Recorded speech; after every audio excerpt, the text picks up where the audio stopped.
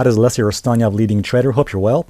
Let's take a look at the chart of gold, which has been getting absolutely destroyed over the last few months, as you can see here. Now, what's interesting about this chart is that not just the fact that gold has been in a downward trend since about April, May, but given the fact that this wave 3, which we're in right now, which is the strongest part of a trend, has been absolutely very powerful. Look at the way this move has been happening. And by the way, I've been bearish on gold now for several weeks, as a matter of fact. And just in the last few days, we saw a major plunge, a very strong plunge in the price of gold down to these levels. Now, let me just also give you a heads up that this particular Elliott wave indicator you see on my chart, this Elliott wave indicator, which plots for you the Elliott wave counts. This indicator is my own creation. It's called LT Intelligent Elliott Waves, and I'm going to be releasing this October of 2018. Let me just say that nothing like this exists out there, and the reason I started building and creating my own Elliott wave indicator is because, number one, it's very useful and powerful, but also because a lot of the other Elliott wave indicators out there are absolute garbage, and they just give you the most ridiculous wave counts. So that's why I decided to make my own Elliott wave indicator, and again, I'll be releasing this in October of 2018, so bear that in mind. Now, in case any of you are not familiar with Elliott waves, let me just show you this chart. So what's important to understand about the chart of gold is that we're potentially and probably in a wave 3. I would say probably towards the end of this wave 3 formation. And by the way, if you're not familiar with Elliott wave theory, this is a theory that says that markets usually trend in 5 waves, and that corrections are formed of 3 waves. So for example, I believe that right now the gold market is in the 3rd wave of its downward trend, which means what? That we should be expecting a correction to this downward move very soon. And that is likely to be a wave 4 correction. Now notice the correction is composed of 3 waves, A, B, C, all right? So in other words, if we see a correction here, it's likely to look like this, A, B, C, that's our wave 4. And therefore, wave 4 is then followed by another downward move, which is called wave 5, the final wave in the downward trend. And I think you'll agree, it's not that difficult to understand, actually quite simple to understand.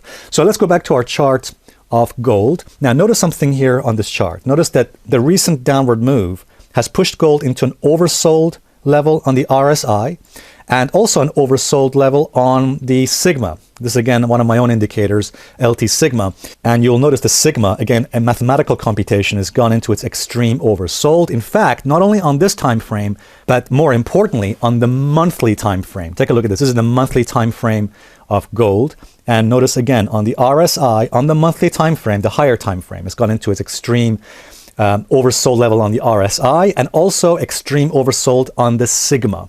All right, I do like to look at these in combination because, again, sigma is a mathematical computation and it can be very useful in chart analysis. Also, if you take a look at this chart over here on the monthly time frame, you will notice something else that's interesting, which is that if we just connect these lows, you will see that gold has broken through this trend line. Not a good sign at all. In fact, we can see that without a doubt, that's a bearish movement, a bearish signal for gold. The fact that it's broken that uptrend line. And one thing we know from technical analysis is that breaking of trend lines, especially uptrend lines, can be absolutely disastrous for a lot of markets. Now, going back to our daily chart of gold, here's what I think is likely now on this chart. So again, what do we know about gold? We know that we're in a likely wave 3, and we know after wave 3, we're likely to be followed by a wave 4 correction, okay? So let me just zoom in forward a little bit here, okay? So that the wave 4, I think, is likely to happen very soon. I think we're likely to see a bounce, a strong bounce, because of the oversold, extreme oversold readings we've seen on the higher time frame. So if we see some kind of bounce, some kind of reversion back to the mean, it's likely to form 3 waves, perhaps something like this, an up move followed by like this, and then a third C wave that is likely to take us to the 21 moving average. We might even go to the 55 moving average. But again, the 21 moving average is far more likely as a level for the reversion to the mean, for the correction, okay?